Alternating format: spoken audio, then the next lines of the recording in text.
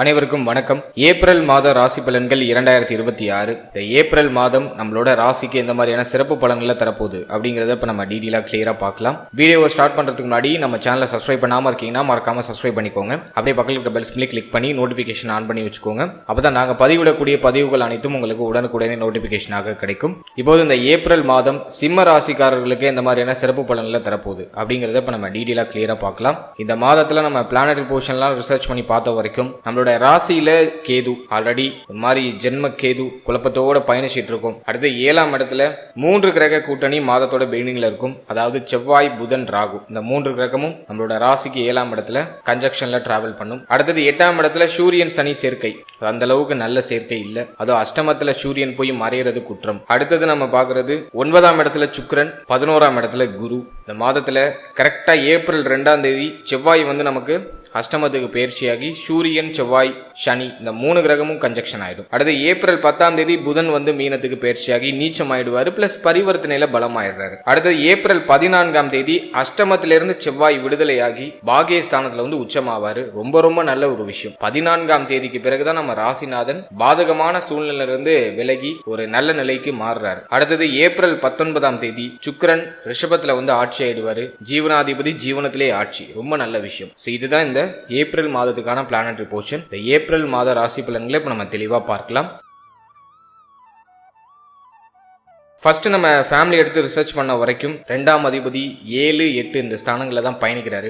இந்த மாதம் ஃபேமிலி ரீதியாக கொஞ்சம் அனுசரிப்பு தேவை. போன மாதத்தோட கண்டினியூட்டி தான் அந்த மாதமும். கொஞ்சம் அனுசரிப்பு தேவை. குடும்பம் சார்ந்த விஷயங்களை கொஞ்சம் அக்கறை எடுத்துக்கணும், கவனமா இருக்கணும். அவசர முடிவு, அவசர மாற்றம் இதெல்லாம் ஃபேமிலி ரீதியாக அந்த மாதத்துல கொஞ்சம் அவாய்ட் பண்ணிக்கோங்க. குடும்ப உறுப்பினர்களோட அந்த பேச்சு வார்த்தைகள்ல கொஞ்சம் கவனமா இருங்க. ஏன்னா அஷ்டமத்துக்கு புதன் போகும்போது வார்த்தைகள்ல நிதானம் இருக்காது, ஒரு மாதிரி கருத்து போராட்டமா போகும். ஃபேமிலி சார்ந்த விஷயங்கள்லாம் ஒரு மாதிரி போராட்டமா போகும். எனவே குடும்பம் சார்ந்த விஷயங்கள்ல விட்டு கொடுத்து சகிப்புத்தன்மையோட செயல்படும் போது சுப பலன் நம்ம எதிர்பார்க்கலாம். அதே முதல் 10 நாள் கம்ப்ளீட்டா அன்ஃபேவரா இருக்கு. அதுல முதல் 14 நாள் ரொம்ப கவனமா இருக்கணும் குடும்பம் சார்ந்த விஷயத்துல. 14ஆம் தேதிக்கு பிறகு எல்லாமே உங்களுக்கு சாதகமா மாற ஆரம்பிக்கும், ஸ்டெப் பை ஸ்டெப்பா. 14ஆம் தேதி வரைக்கும் பல்ல கடிச்சு நகுதுங்க. அவசர முடிவு, அவசர மாற்றம், குடும்பம் சார்ந்த வகையில எதுவும் பண்ணாதீங்க. கொஞ்சம் நிதானமா செயல்படுறது ரொம்ப நல்லது. அடுத்தது நம்ம பாக்குறது தொழில், உத்தியோகம், பொருளாதாரம் இதெல்லாம் நம்ம ரிசர்ச் பண்ண வரைக்கும் 15ஆம் தேதி வரைக்கும் கம்ப்ளீட்டா அன்ஃபேவரா இருக்கு. தொழில், உத்தியோகம், பொருளாதாரம் இதெல்லாம் ஒரு மாதிரி ஸ்டேபிளா இல்ல.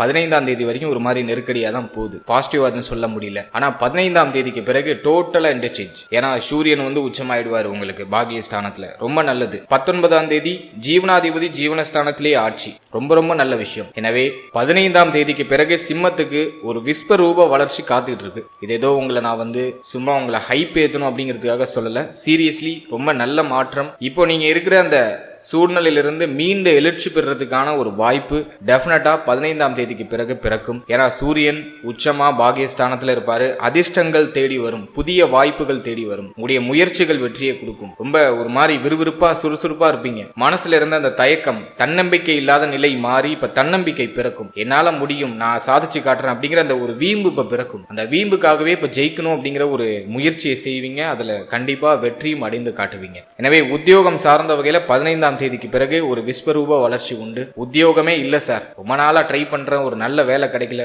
ஜாப்லெஸ்ஸா இருக்கேன் அப்படின்னா இந்த மாதம் 15ஆம் தேதிக்கு பிறகு, அதாவது ஏப்ரல் 15க்கு பிறகு ஒரு நல்ல வேலை கிடைச்சிடும். வேலை சார்ந்த விஷயங்கள் இருந்த சுமை, பிரச்சனை, குழப்பம் எல்லாம் சரியாகும். சம்பள உயர்வு, பதவி உயர்வு எதிர்பார்க்கறீங்கன்னா இந்த மாதத்துல 15ஆம் தேதிக்கு பிறகு அது நிறைய பேருக்கு கிடைக்கும். வேலையில இருந்த பிரச்சனைகள், குழப்பங்கள்லாம் சரியாகும். அடுத்து உத்தியோகத்தை பொறுத்த வரைக்கும் நஷ்டத்துல போயிட்டு இருந்த ஒரு தொழில் கூட இப்ப லாபத்தை நோக்கி பயணிக்கும். குறிப்பா 15ஆம் தேதிக்கு பிறகு. 15ஆம் தேதி வரைக்கும் ஒரு மாதிரி டஃபா தான் இருக்கும். ஆனா 15ஆம் தேதிக்கு பிறகு ஒரு மாதிரி உங்களுக்கு டிஃபரெண்டான ஒரு சேஞ்சஸ் உங்களுடைய கண்ணுக்கு தெரியும். புதிய மாற்றத்திற்கான ஒரு வழி பிறக்கும். இந்த மாதத்துல 15ஆம் தேதிக்கு பிறகு தொழில இருந்த நஷ்ட அமைப்புகள்லாம் நிவர்த்தி ஆகும். தொழில் சார்ந்த வகையில உயர்வு, மாற்றம், முன்னேற்றம் டெஃபினட்டா கிடைக்கும். அதே மாதிரி உத்தியோகம், தொழில் சார்ந்த விஷயங்கள்ல ரொம்ப நாளா நான் சேஞ்ச் பண்ணணும்னு நினைக்கிறேன் சார், இந்த தொழிலை சேஞ்ச் பண்ணணும்னு நினைக்கிறேன், உத்தியோகத்தை சேஞ்ச் பண்ணணும்னு நினைக்கிறேன், அதுக்கு ஒரு நல்ல ஒரு ஆப்ஷன் கிடைக்கல அப்படின்னா அதுக்கு ஒரு நல்ல ஆப்ஷன் இந்த மாதத்துல கிடைக்கும். தொழில், உத்தியோகம் சார்ந்த வகையில என்ன பிரச்சனை இருந்தாலும் சரியாகும். வேலை இல்லாதவங்களுக்கு வேலை அமைஞ்சிடும். தொழில் இல்லாதவங்களுக்கு ஒரு புதிய தொழிலை அமைச்சுக்கிறதுக்கான ஒரு வாய்ப்பு கிடைக்கும். இதெல்லாம் நான் உங்களுக்கு ஒரு பாசிட்டிவா பாக்குறேன். என்னதான் இருந்தாலும் அஷ்டம சனி நடந்துட்டு இருக்கு. எல்லாத்துலயும் கொஞ்சம் முன்னெச்சரிக்கை தேவை, நிதானம் தேவை. ஒரு முறைக்கு 2 முறை யோசித்து ஒரு விஷயத்த செய்யுங்க, அது ஒரு நல்ல ரிசல்ட் உங்களுக்கு கொடுக்கும். அடுத்தது நம்ம பாக்குறது பொருளாதாரம். பொருளாதாரத்தை பொறுத்த வரைக்கும் 15ஆம் தேதி வரைக்கும் ஒரு மாதிரி நெருக்கடி அமைப்பு இருக்கு. 15ஆம் தேதிக்கு பிறகு கையில பணப்புழக்கம் அப்படிங்கிறது இருக்க ஆரம்பிக்கும். பண இன்மை அப்படிங்கிற ஒரு சூழ்நிலையிலிருந்து கையில இப்ப பணம் புழங்க ஆரம்பிக்கும். உடைய தேவைகள், எண்ணங்கள் இதெல்லாத்தையும் செயல்படுத்துறதுக்கான பொருளாதாரம் உங்களுக்கு கிடைக்கும். பொருளாதார ரீதியா இருக்கிற கடுமையான நெருக்கடியெல்லாம் அந்த மாதத்துல கொஞ்சம் குறையும். பொருளாதாரத்தில் ஏற்பட்ட அந்த அவமானங்கள் இப்ப நிவர்த்தி ஆகும். கையில பணம் வர்றதுனால நீங்க இழந்த அந்த மதிப்பு மரியாதை திரும்ப உங்களுக்கு கிடைக்கும். எனவே பொருளாதார ரீதியா ஒரு நல்ல ஏற்றத்தை அந்த மாதத்துல எதிர்பார்க்கலாம். அடுத்தது திருமண முயற்சி, திருமண வாழ்க்கை. இதெல்லாம் நம்ம ரிசர்ச் பண்ணி பார்த்த வரைக்கும் முதல் 15 நாள் எல்லாத்துலயும் கொஞ்சம் கவனமா இருங்க, கொஞ்சம் விட்டு கொடுத்து போங்க, அவசரம் காட்ட வேண்டாம், பொறுமையை கடைபிடிக்கிறது நல்லது. 15ஆம் தேதிக்கு பிறகுதான் திருமண வாழ்க்கை சுபத்துவமா மாறுது, வாழ்க்கை துணையுடைய சப்போர்ட் கிடைக்குது, மன வாழ்க்கையில இருந்த பிரச்சனைகள்லாம் ஓரளவுக்கு நிவர்த்தி ஆகுது, வாழ்க்கை துணையால ஏற்பட்ட மன உளைச்சல்லாம் குறையுது. என்னதான் இருந்தாலும் 7ஆம் இடத்துல ராகு. வாழ்க்கையினுடைய தேக ஆரோக்கியம், மன ஆரோக்கியத்துல எப்போதுமே கொஞ்சம் அக்கறை கவனம் செலுத்திக்கிறது நல்லது. அடுத்து திருமண முயற்சியை பொறுத்த வரைக்கும் இந்த மாதத்துல செகண்ட் ஹாஃப் உங்களுக்கு ஃபேவரா இருக்கு. திருமணம் சார்ந்த விஷயங்கள்ல, திருமண முயற்சி சார்ந்த விஷயங்கள்ல இருந்த தடை தாமதம் இதெல்லாம் ஓரளவுக்கு குறையும். திருமண முயற்சிகளை ஒரு சுப செய்தி கிடைக்கும். ஓரளவுக்கு பரவாயில்ல, பாசிட்டிவா இருக்கு. அதே மாதிரி 1 and 7ல ராகு கேது இருக்கும்போது இந்த பொருத்தம் இல்லாத ஜாதகங்கள் நிறைய வரும். நல்லா முடிஞ்ச அளவுக்கு ஒரு சரியான மேட்சஸை, ஒரு சரியான பொருத்தமான ஜாதகத்தை இந்த மாதத்துல நீங்க தேர்ந்தெடுத்துக்கிறது ரொம்ப நல்லது. திருமண முயற்சி பரவாயில்ல, தாராளமா முயற்சி பண்ணலாம். செகண்ட் ஹாஃப்ல ஒரு நல்ல செய்தியை எதிர்பார்க்கலாம். திருமண வாழ்க்கையும் ஃபர்ஸ்ட் ஹாஃப் கொஞ்சம் டஃபா இருந்தாலும் செகண்ட் ஹாஃபும் உங்களுக்கு ரொம்ப ஃபேவரா மாறுது. அடுத்தது காதல் உறவு, காதல் வாழ்க்கை. இதெல்லாம் நம்ம ரிசர்ச் பண்ணி பார்த்த வரைக்கும் ஃபர்ஸ்ட் ஹாஃப் ரொம்ப டஃபா தான் இருக்கு. இருந்தாலும் குரு பார்வை உங்களை சேஃப்டி பண்ணுது. ஒரு மாதிரி குழப்பம், முடிவெடுக்க முடியாத ஒரு தன்மை, காதல் உறவுல ஒரு நிம்மதி இல்லாத ஒரு தன்மை, இதெல்லாம் இந்த மாதத்துல ஃபர்ஸ்ட் ஹாஃப்ல இருக்கும். செகண்ட் ஹாஃப் டோட்டலா இன்டர்சேஞ்ச். செகண்ட் ஹாஃப்ல ஒரு தெளிவான ஒரு மைண்ட் செட்டுக்கு வருவீங்க, ஒரு கான்ஃபிடென்டான ஒரு மைண்ட் செட்டுக்கு வருவீங்க. காதல் உறவுல இருந்த பிரச்சனைகளுக்கு ஒரு முற்றுப்புள்ளி வைப்பீங்க.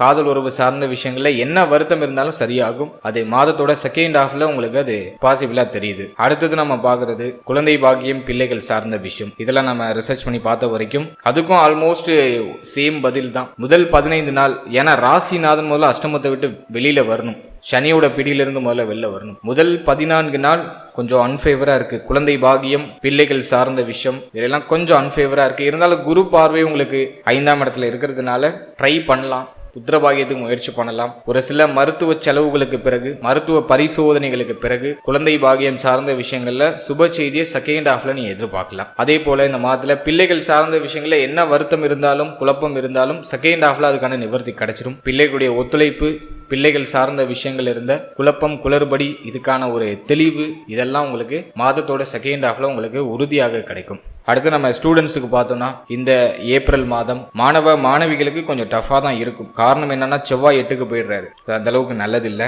4ஆம் அதிபதி 8ஆம் இடத்துல போய் மறைகிற ஒரு அமைப்பு. எனவே இந்த மாதத்துல கல்வி சம்பந்தமான விஷயங்களை கொஞ்சம் கவனமா இருக்கணும், அலட்சியம் இல்லாம இருக்கணும். நிறைய பேருக்கு கல்வி சார்ந்த வகையில பய உணர்வு, ஃபெயிலியர் ஆயிடுமோ, ரிசல்ட் நமக்கு அன்ஃபேவரா வந்துருமோ அப்படிங்கிற மாதிரியான ஒரு தயக்கம், பய உணர்வு இதெல்லாம் இருக்கும். ஆனா கவலைப்பட வேண்டாம், ராசிநாதன் உச்சமா இருக்காரு, ஜீவனாதிபதி நமக்கு ஆட்சி ஆகிறாரு. பிளஸ் சுக்கிரனுடைய பார்வை 4ஆம் இடத்துல இருக்கும். பய உணர்வு இருந்தாலும் the end of the day result அப்படிங்கிறது உங்களுக்கு ஃபேவரா இருக்கும். கவலைப்பட வேண்டாம். மைண்ட தேவையில்லாத விஷயங்களுக்கு ஆட்கொள்ள விடாம கான்ஃபிடென்டா இருங்க, நல்ல ரிசல்ட் உங்களுக்கு கிடைக்கும். உங்களுடைய முயற்சிக்கான வெற்றி, நீங்க போட்ட எஃபோர்ட்டுக்கான அந்த ஒரு அங்கீகாரம் டெஃபினட்டா அந்த காலகட்டங்களில் கிடைக்கும். ஏன்னா ராசிநாதன் பாக்கியத்துல உச்சமாகிறார். பெயர், புகழ், நீங்க இழந்த மதிப்பு, மரியாதை, நீங்க எதுலயாச்சும் சேலஞ்ச் பண்ணியிருந்தீங்கன்னா அதுல சாதிச்சு காட்டுறது, உங்களுடைய சபதத்தை வெற்றி கொண்டு காட்டுறது, அதுக்கான வாய்ப்புகள் எல்லாத்தையும் இந்த மாதம் உங்களுக்கு கிரியேட் பண்ணி கொடுக்கும். நாளில் இருக்கிற செவ்வாய் மட்டும் என்ன பண்ணுவார்னா பய உணர்வு கொடுத்துக்கிட்டே இருப்பார். இப்படி ஆயிடுமோ அப்படி ஆயிடுமோன்னு ஒரு யோசனை கொடுத்துக்கிட்டே இருக்கும். அதை மட்டும் கொஞ்சம் அவாய்ட் பண்ணிக்கோங்க, ரிசல்ட் உங்களுக்கு ஃபேவரா இருக்கும்.